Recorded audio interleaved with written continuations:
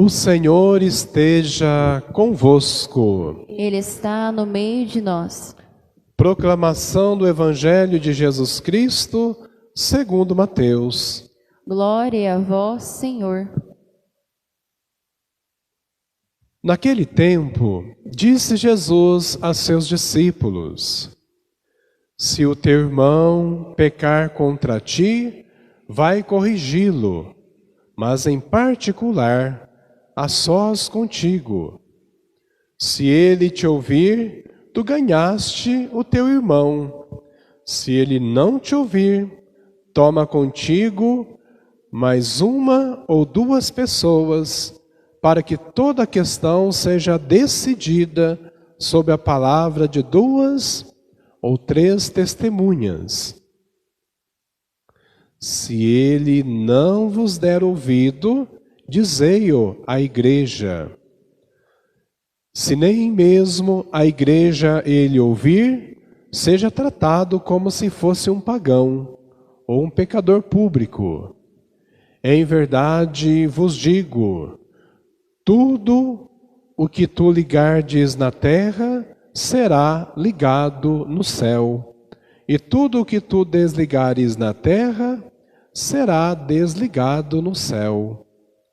De novo eu vos digo, se 2 de vós estiverem de acordo na terra sobre qualquer coisa que quiserem pedir, isto vos será concedido por meu Pai que está nos céus. Pois onde 2 ou 3 estiverem reunidos em meu nome, eu estou ali no meio deles. Palavra da salvação. Estimados irmãos e irmãs, como de costume, cada dia que nós ouvimos e rezamos a palavra de Deus, nós colocamos na palavra de Deus a nossa vida, a nossa história. Nós celebramos novamente a palavra de Deus. E a palavra de Deus, ela exige sempre em cada celebração uma resposta de cada um de nós.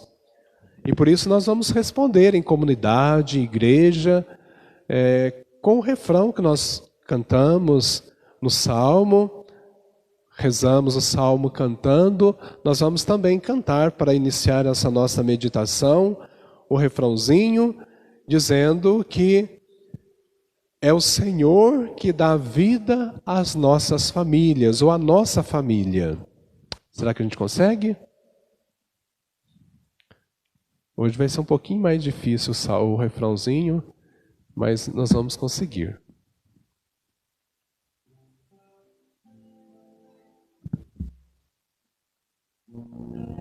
Bendito seja o Senhor Deus que me escutou. É Ele que dá vida à nossa família. Será que a gente consegue? Vamos lá? Bendito seja o Senhor Deus que me escutou.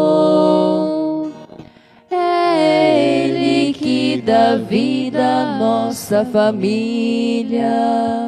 Será que é Deus que dá vida à nossa família? Será? Então vamos cantar, bem forte. Bendito seja o Senhor Deus que me escutou. É Ele que dá vida à nossa família. Bendito seja o Senhor. Isso, bem alto. É Ele.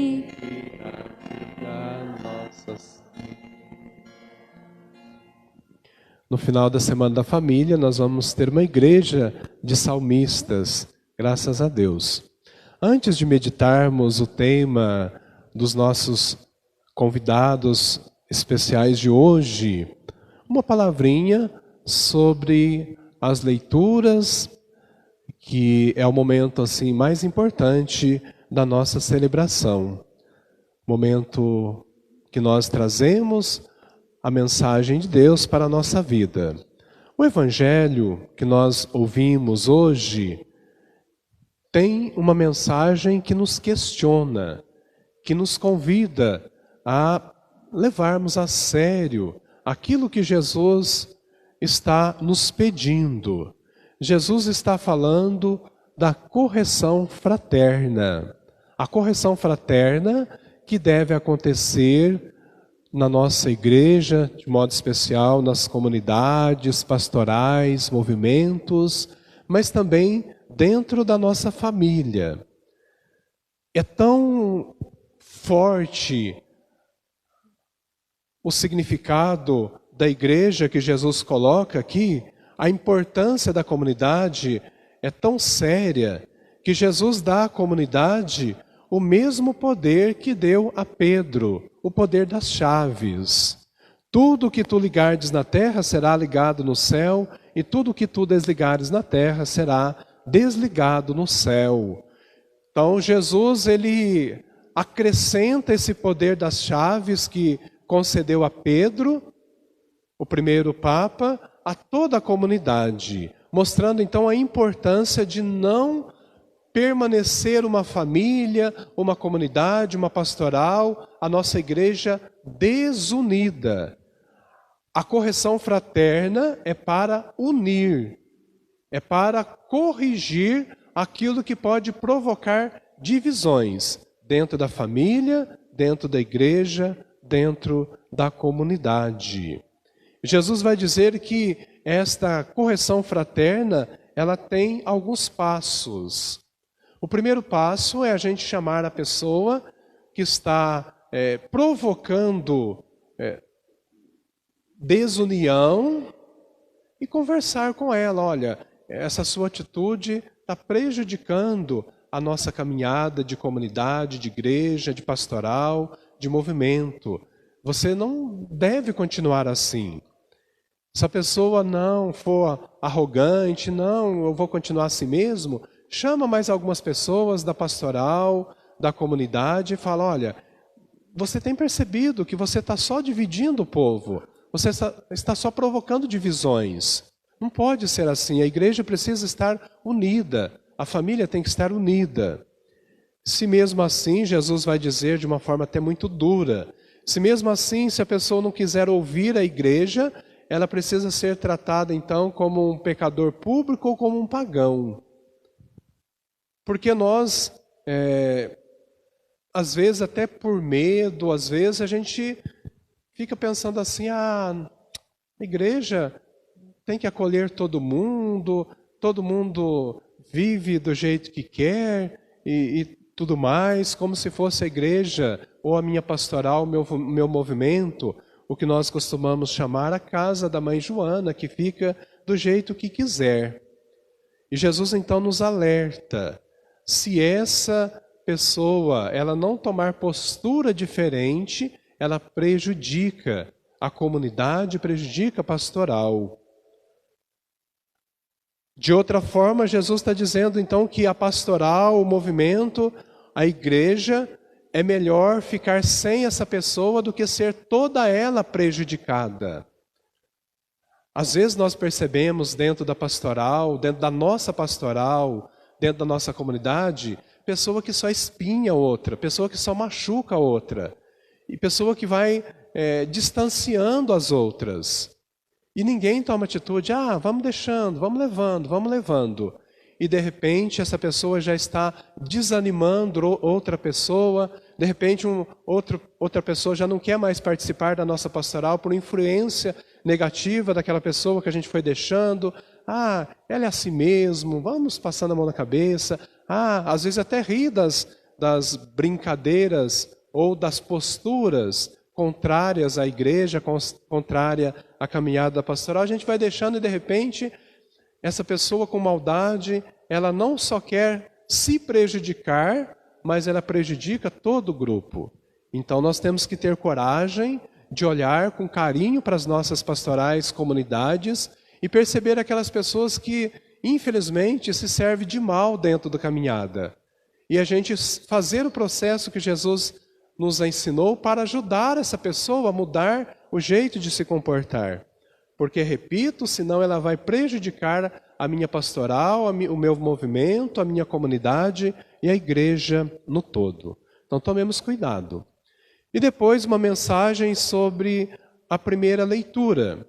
A primeira leitura hoje está narrando a morte de Moisés. Moisés foi muito importante na história do povo de Deus. E por isso, então, é narrado a sua morte. E de uma forma assim que às vezes até nos provoca. Moisés, ele é chamado por Deus para tirar o povo do Egito, da escravidão, e levar para uma terra onde Deus queria que o povo vivesse. Uma terra farta. E hoje a leitura conta para nós que Deus conduziu Moisés num lugar alto, no lugar que ele poderia avistar toda a terra, que era o lugar que eles iriam tomar posse, e Deus vai dizer para Moisés que ele não vai conhecer, ele não vai ocupar aquela terra. Ele morre, então, sem conhecer, sem realizar, ou seja, aquele sonho que ele plantou, que ele conduziu. O projeto da igreja sempre nos questiona. Nós somos chamados, e como Moisés, com convicção, de realizar um projeto, o projeto principalmente de Jesus, e nem sempre, às vezes, nós vamos tomar posse. A vontade de Deus é sempre soberana. Não é porque eu estou aqui a serviço disso, daquilo, que eu vou ter direito de repente, usufruir daquilo que eu lutei tanto para conseguir. Moisés não tomou posse da terra prometida. Moisés fez tudo, não tomou posse da terra prometida. E Moisés, ele tem muitas semelhanças com Jesus. Por isso os evangelistas, principalmente Mateus, procura sempre apresentar Jesus como novo Moisés. Alguém lembra, assim, sabe da história do nascimento de Moisés? Só levanta a mão para a gente não precisar repetir. O nascimento de Moisés? Então, pouca gente, não, quase ninguém. Moisés, ele era do povo de Deus. E o povo de Deus estava crescendo muito no Egito, se tornando uma grande multidão, como era a promessa de Deus. Então, o faraó, que não era o faraó do tempo de Moisés, de José, que gostava de José, gostava do povo de Deus, era outro faraó, quis impedir o crescimento do povo de Deus dentro do seu império. Então ele determinou que todas as crianças judias deveriam ser mortas de 0 a 2 anos. As crianças nascidas até 2 anos deveriam ser mortas. Dá para a gente lembrar de alguém que também passou por isso? Quem?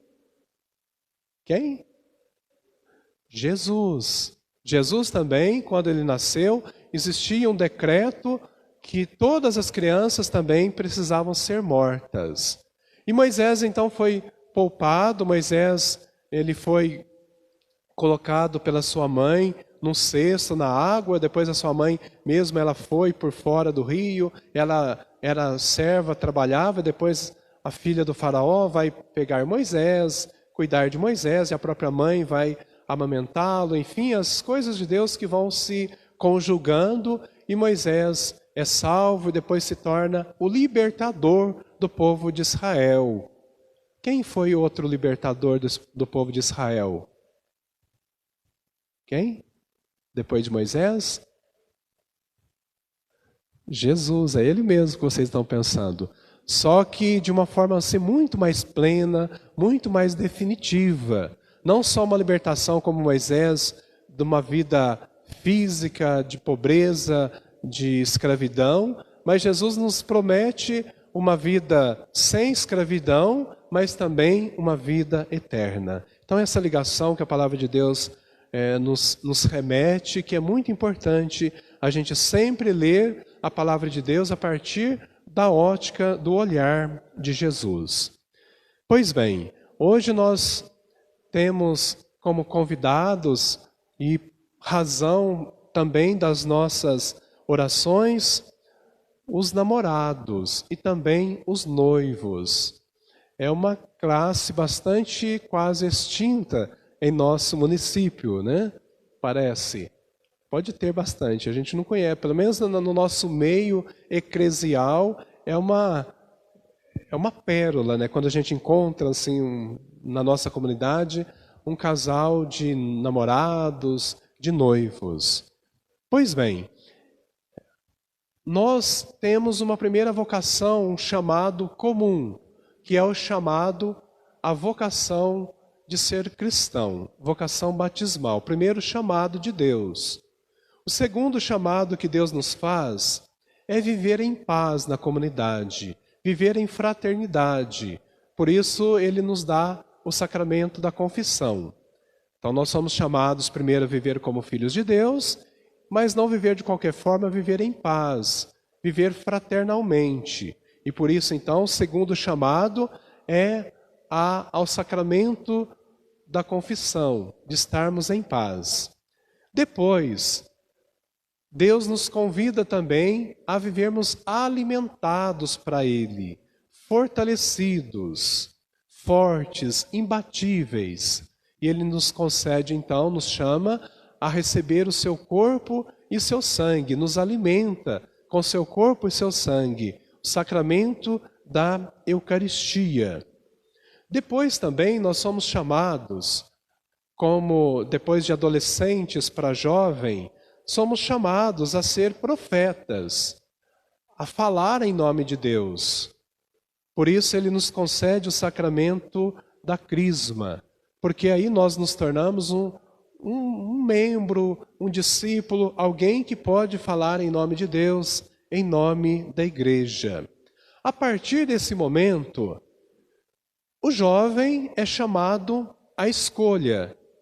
Ele cria uma grande interrogação na cabeça do jovem. E aí então apresenta para ele alguns caminhos.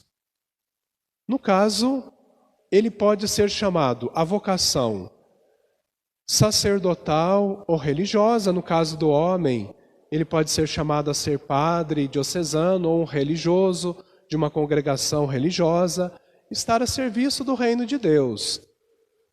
Ou, no caso da mulher, ser uma religiosa, uma consagrada, a serviço também do reino de Deus, numa congregação, enfim.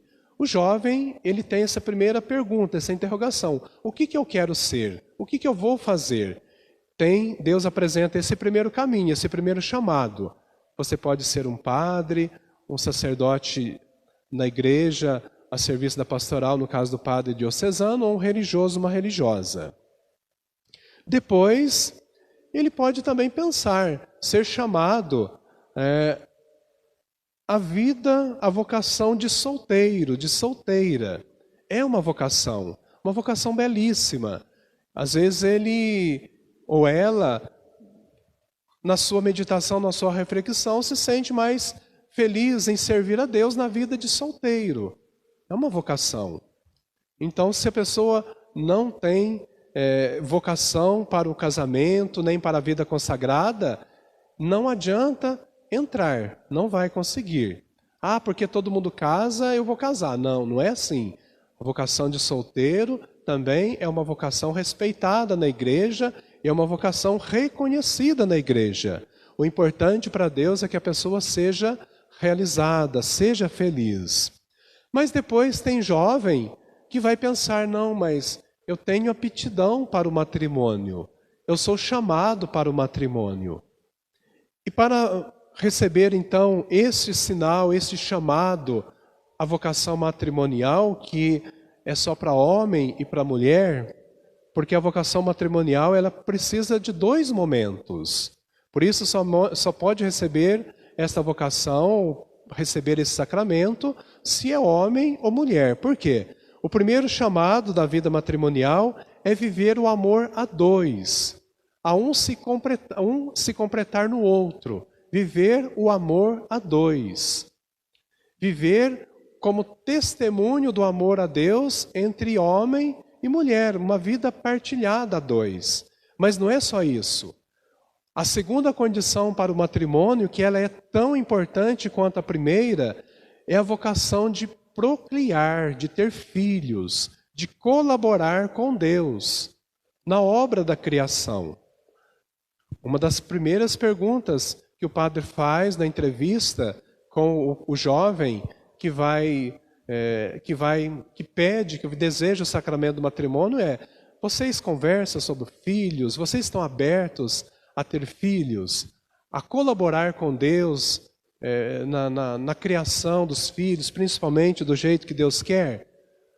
Esse negócio de... não estão pensando não. Falando, então, pensa melhor, que vocês não estão preparados ainda para o matrimônio. Uma condição fundamental: a procriação dos filhos e a vivência do amor entre os dois. Então precisa, para receber o sacramento do matrimônio, estas duas condições: querer viver o amor entre os dois, mas também estar abertos a contribuir, a colaborar com Deus na criação de filhos.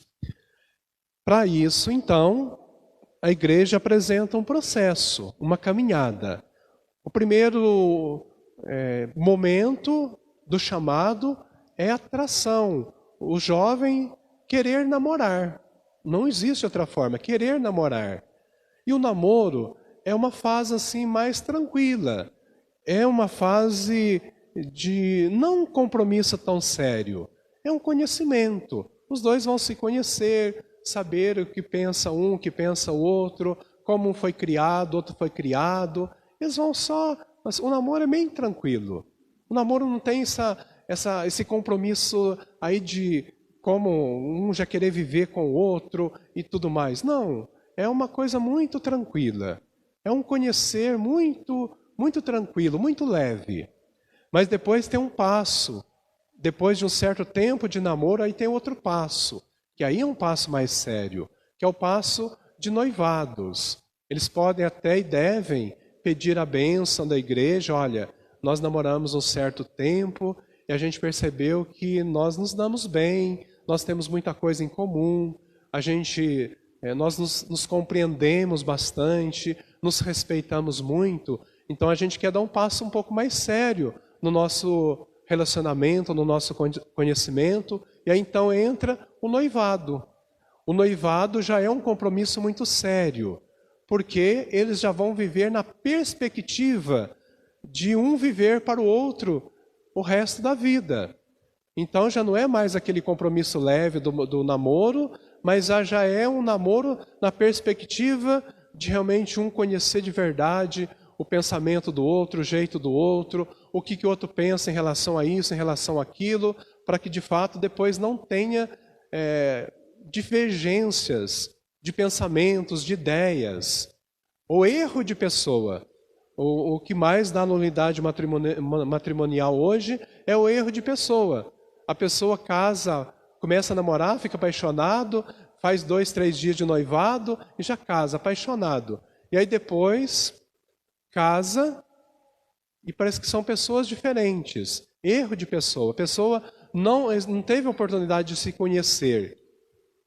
E aí parece depois ser 2 estranhos. E aí não vai, não consegue. Então por isso a igreja apresenta esse passo do namoro e noivado, realmente porque é algo fundamental depois para uma vida.